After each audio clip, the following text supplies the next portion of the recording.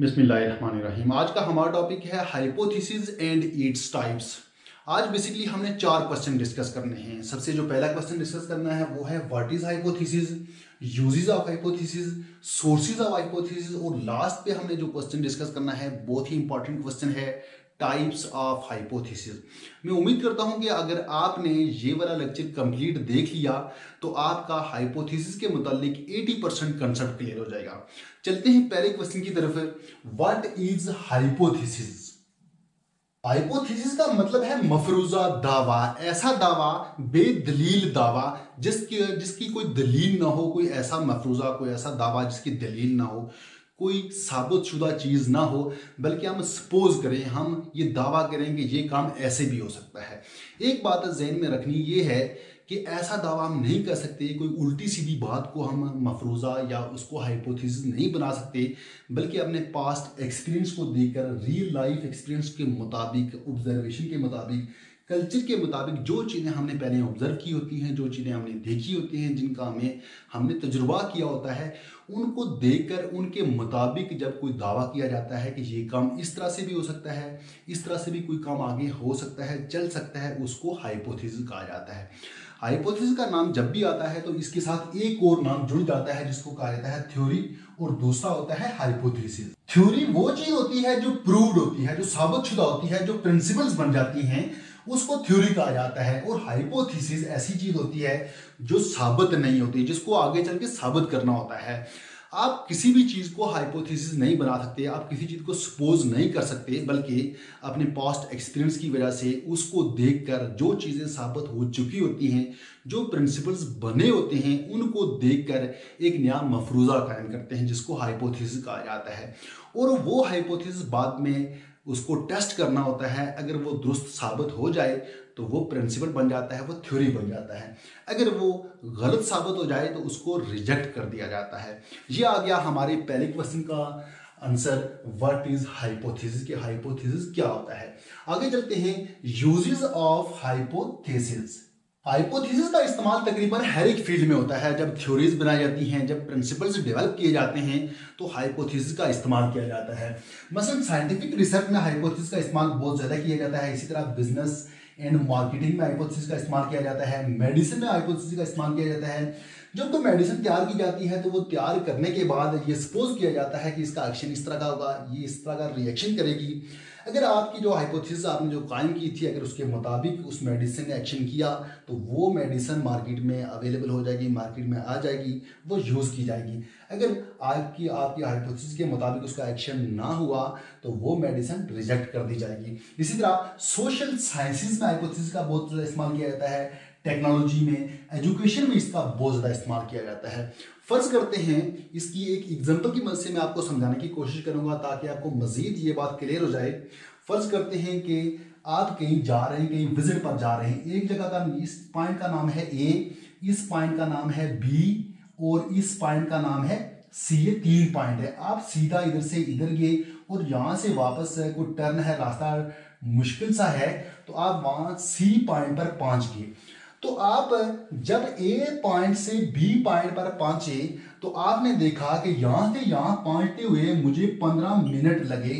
और ये टाइम देखकर जो आपका पास्ट एक्सपीरियंस हुआ, ये चीज तो साबित हो गई कि यहां से यहां तक पहुंचने में 15 मिनट लगते हैं। ये चीज साबित हो गई है। और इस साबितशुदा चीज को देखकर आपने आगे एक हाइपोथेसिस कायम की कि अगर मुझे यहाँ से यहाँ तक इतना टाइम लगा तो पॉइंट बी से सी तक भी तकरीबन इसके लगभग ही लग सकता है। आपने कहा कि ये रास्ता थोड़ा मुश्किल है, मगर यहाँ तक मुझे तकरीबन 18 मिनट लगेंगे। आपने एक मफरूजा कायम कर दिया। ये पीछे वाली बात साबित थी। आप जब बी पॉइंट से सी तक पहुंचे तो आपको अगर 18 मिनट लगे तो इसका मतलब है जो आपने हाइपोथेसिस कायम की थी वो दुरुस्त साबित हो गई। तो इसका मतलब ये है कि ये चीज़, ये फासला 18 मिनट का ही है। उसके बाद ये प्रिंसिपल बन जाएगा कि यहाँ से यहाँ तक भी 18 मिनट लगते हैं। अगर ये 18 मिनट ना लगे तो ये बात रिजेक्ट कर दी जाएगी। जो आपने हाइपोथेसिस कायम की थी उसको रिजेक्ट कर दिया जाएगा। इसी तरह अगर एजुकेशन में इसकी एग्जांपल लें, फर्ज करते हैं कि एक क्लास 7th है तो उसका जो फर्स्ट टर्म का रिजल्ट है वो आया 75%। आपने वो 75% रिजल्ट देखने के बाद एक हाइपोथेसिस बनाई, एक मफरूज़ा कायम किया कि इस 7th क्लास का जो सेकंड टर्म का रिजल्ट होगा वो 85% होगा। आपने पीछे वाले रिजल्ट को देखा, उसके मुताबिक आपने आगे उसको सपोज कर दिया कि ऐसा होगा, आपने एक हाइपोथेसिस बना दी। और सेकंड टर्म में अगर बच्चे 85% रिजल्ट देते हैं तो इसका मतलब ये हुआ कि आपका मफरूज़ा ठीक था, आपका जो मफरूज़ा है वो प्रिंसिपल बन जाएगा। इसी तरतीब से बच्चे आगे ज़्यादा नंबर लेते हैं। अगर आपकी बात वहाँ दुरुस्त साबित नहीं हुई आगे जाके, तो वो आपका मफरूज़ा, आपकी हाइपोथेसिस रिजेक्ट कर दी जाएगी। ये यूजेस ऑफ हाइपोथेसिस, मैं उम्मीद करता हूँ कि आपको इसकी बहुत अच्छे तरीके से समझ आ गई होगी। तो आगे चलते हैं, sources of hypothesis. Sources of hypothesis का मतलब ये है कि हाइपोथेसिस कैसे कायम होते हैं, इनका सोर्स क्या है, ये कहाँ से कायम होते हैं। आपके माइंड में कोई आइडिया आ गया, उस आइडिया को पूरा करने के लिए आप हाइपोथेसिस कायम कर सकते हैं। आप रियल लाइफ एक्सपीरियंस को लेके कोई हाइपोथेसिस कायम कर सकते हैं। रियल लाइफ एक्सपीरियंस क्या होते हैं? आपने अपनी लाइफ में जो जो तजुर्बात किए, जो जो काम किए, जाहिर है उनसे आपने कुछ ना कुछ सीखा तो जरूर होगा। उस काम की वजह से, उन तजुर्बात की वजह से आपके माइंड में बहुत सारे ख्याल भी आते हैं कि मैंने इस तरह से काम किए, मैंने इस तरह से तजुर्बा किया और आगे भी मैं इस तरह से कोई काम कर सकता हूं। और उस पीछे वाले काम को, पीछे वाले एक्सपीरियंस को बेस बनाकर आप कोई हाइपोथेसिस कायम कर सकते हैं। कंटिन्यूटी ऑफ रिसर्च, किसी फील्ड में अगर कोई रिसर्च चल रही है और आप भी उसी फील्ड में काम कर रहे हैं, आप भी उसी फील्ड में रिसर्च कर रहे हैं, और जो रिसर्च चल रही है आप उसको बेस बनाकर हाइपोथेसिस कायम कर सकते हैं। एकेडमिक लिटरेचर, जो रिसर्च पेपर पहले से मौजूद हैं आप उनको यूज कर सकते हैं। आप लिटरेचर से रिलेटेड जो जो मवाद, जो जो कंटेंट आप यूज कर सकते हैं, पढ़ सकते हैं, उनको यूज करने के बाद आप हाइपोथेसिस बना सकते हैं।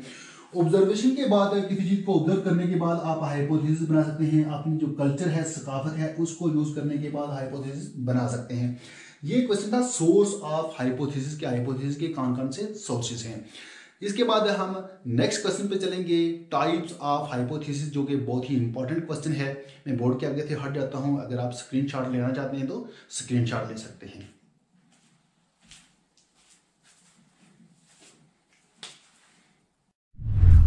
टाइप्स ऑफ हाइपोथेसिस में 6 बड़ी टाइप्स हैं, इनको हम 1 बाय 1 डिस्कस करेंगे। सबसे पहली टाइप का नाम है वर्किंग हाइपोथेसिस। नाम से ही लगता है वर्किंग, इस पे काम हो रहा है, इन प्रोग्रेस है, इसलिए इसको वर्किंग हाइपोथेसिस कहा जाता है। सबसे पहले इसको एक एग्जांपल की मदद से समझने की कोशिश करेंगे। इसमें 4 चीजें ज़हन में रखनी होती हैं।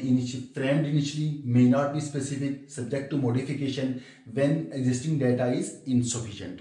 हमने सबसे पहले एक हाइपोथेसिस कायम कर ली, उसको इनिशियली फ्रेम कर दिया, स्वीट्स डैमेज द टीथ, मीठा खाने से दांत खराब होते हैं। ये हमने इसको फ्रेम कर दिया, हमने एक हाइपोथेसिस कायम कर ली। दूसरे नंबर पे क्या है, मे नॉट बी स्पेसिफिक। ये जरूरी नहीं कि मीठा खाने से सबके दांत खराब होते हैं। बाद लोगों के दांत खराब हो सकते हैं और बाद लोगों के दांत खराब नहीं हो सकते। सब्जेक्ट टू मॉडिफिकेशन, इसमें मॉडिफिकेशन के चांस हैं, क्योंकि हमें ये नहीं पता कि कितने % लोगों के दांत खराब हो सकते हैं और कितने % लोगों के दांत खराब नहीं हो सकते। इसके बाद जो चौथी चीज़ है, when existing data is insufficient, इसमें जो एग्जिस्टिंग डाटा होगा वो इनसफिशिएंट है, क्योंकि हमें परसेंटेज का नहीं पता, हमें ये नहीं पता कि कितने लोगों के दांत खराब होंगे, कितने लोगों के दांत खराब नहीं होंगे। जब भी इस तरह की कोई हाइपोथेसिस होगी जिसमें जो सबके लिए सेम नहीं होगी और उसमें मॉडिफिकेशन के चांस होगी और डाटा इनसफिशिएंट होगा, तो वो वर्किंग हाइपोथेसिस होगी। दूसरी बड़ी टाइप है डिस्क्रिप्टिव हाइपोथेसिस। डिस्क्रिप्टिव का मतलब है डिस्क्राइब करना, बयान करना। यहाँ चीजों को डिस्क्राइब किया जाता है, उनके साइज को, उनकी पोजीशन को, उनकी स्टेट को डिस्क्राइब किया जाता है। इंडिपेंडेंट और डिपेंडेंट वेरिएबल को कंप्लीट डिस्क्राइब किया जाता है। वो इंडिपेंडेंट वेरिएबल और डिपेंडेंट वेरिएबल कोई ऑब्जेक्ट हो सकते हैं, कोई पर्सन हो सकता है, कोई इवेंट हो सकता है, कोई भी सिचुएशन हो सकती है, उनको मुकम्मल तौर पर बयान किया जाता है। मसलन rate of unemployment among odd students are very high. कि रेट ऑफ अनएम्प्लॉयमेंट के जो आर्ट्स के स्टूडेंट्स हैं उनमें अनएम्प्लॉयमेंट का रेट बहुत ज्यादा होता है, या फिर हम ये भी कह सकते हैं कि rate of employment among science students are very high, कि साइंस स्टूडेंट्स में जो एम्प्लॉयमेंट का रेट है वो बहुत ज़्यादा हाई है। ये एक सिचुएशन थी, ये एक हमारी हाइपोथेसिस है जिसको हमने डिस्क्राइब कर दिया, एक सिचुएशन को डिस्क्राइब कर दिया। डिस्क्रिप्टिव हाइपोथेसिस में दो मजीद टाइप्स हैं, जिसको एक को कहा जाता है रिलेशनल हाइपोथेसिस और दूसरी को फॉर्मलाइज्ड हाइपोथेसिस। रिलेशनल हाइपोथेसिस ये नाम से ही लगता है कि रिलेशनशिप बिटवीन टू वेरिएबल्स, दो वेरिएबल्स के दरमियान रिलेशनशिप को शो किया जाता है। वो रिलेशनशिप पॉजिटिव भी हो सकता है और नेगेटिव भी हो सकता है। मसलन families with higher income spend more on travelling, वो फैमिलीज जिनकी इनकम ज़्यादा होती है वो ट्रैवलिंग पे ज़्यादा खर्च करती हैं। या इसको हम इस तरह भी लिख सकते हैं, families with low income spend less on travelling, जिन फैमिलीज की इनकम कम होती है वो ट्रैवलिंग पे कम खर्च करती हैं। यहाँ हमारे पास दो वेरिएबल्स हैं और उनके दरमियान हमने रिलेशनशिप को शो किया। एक हमारे पास आ गया इनकम और दूसरा आ गया ट्रैवलिंग। जिनकी इनकम ज़्यादा है वो ट्रैवलिंग पे ज़्यादा खर्च करती हैं। यानी इन दो वेरिएबल्स के दरमियान रिलेशनशिप को शो किया। नेगेटिव भी हो सकता है और पॉजिटिव भी हो सकता है। जिनकी कम है वो कम सफ़र पे कम खर्च करते हैं, जिनकी ज़्यादा है वो सफ़र पे ज़्यादा खर्च करते हैं। दूसरी इसकी जो टाइप है वो है फॉर्मुलाइज्ड हाइपोथेसिस। यानी इसमें क्या होता है, cause and effect between variables change in one affect other. जब एक वेरिएबल में चेंज आती है और उसकी वजह से दूसरे पर असर होता है, और इसमें हम फॉर्मुलाइज में हम काज देखते हैं और इफेक्ट देते हैं, जबकि यहाँ हम सिर्फ रिलेशनशिप को देखते थे, जबकि फॉर्मुलाइज में हम काज को भी शो करते हैं और इफेक्ट को भी शो करते हैं बिटवीन जो हमारे पास वेरिएबल्स होते हैं। जब एक में चेंज आती है उस चेंज की वजह से दूसरे में असर पड़ता है। First independent, second dependent. तीसरी बड़ी टाइप है नल हाइपोथेसिस। नल का मतलब है जीरो, इसलिए इसको एच नॉट से भी डिनोट किया जाता है। यहाँ दो बातें आपने ज़हन में रखनी होती हैं। Statement that deny the working hypothesis, ये वर्किंग हाइपोथेसिस के अगेंस्ट होती है क्योंकि ये जीरो हाइपोथेसिस होती है। और दूसरी बात predicts that there is no relationship between two variables, variables के दरमियान कोई रिलेशनशिप नहीं होता। फर्ज करते हैं कि हम एक नल हाइपोथेसिस कायम करते हैं, there is no significant difference between two variables, two drugs, दो ड्रग्स हैं उनमें कोई सिग्निफिकेंट डिफरेंस नहीं है।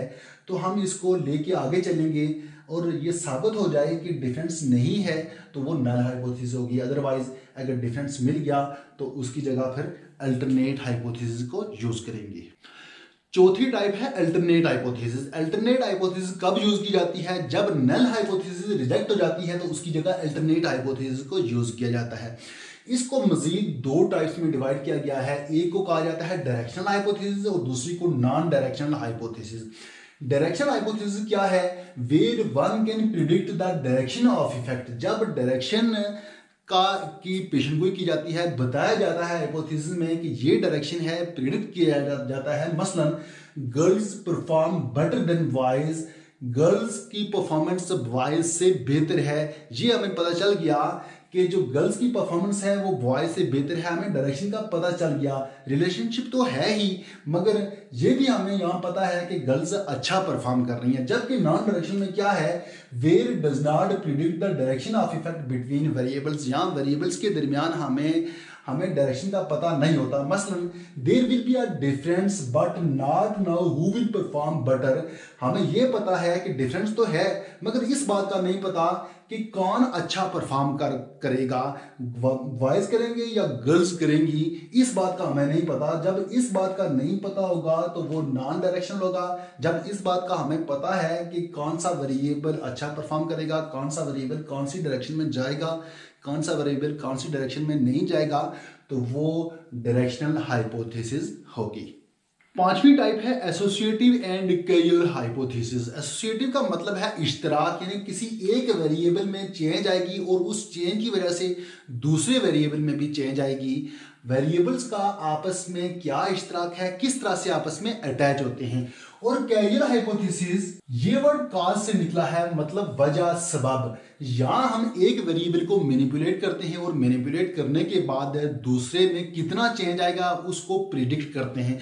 जबकि एसोसिएटिव में सिर्फ इश्तराक की बात होती है, सिर्फ रिलेशनशिप की बात की जाती है, जबकि यहाँ रिलेशनशिप नहीं बल्कि उसका कितना रिलेशनशिप है, जब किसी एक वेरिएबल को मैनिपुलेट किया जाता है और उसकी वजह से दूसरे में कितना चेंज आएगा उसकी बात की जाती है। जब इस तरह की बात की जाती है तो वो कैजुअल हाइपोथेसिस कहलाती है।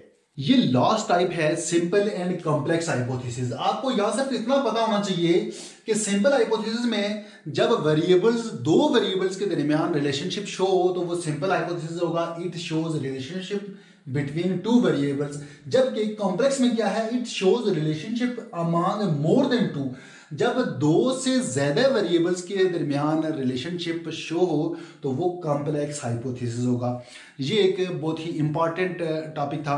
उम्मीद करता हूं कि आपको इसकी बहुत अच्छी तरह से समझ आई होगी। तो मिलते हैं नेक्स्ट टॉपिक में, तब तक के लिए अल्लाह हाफिज।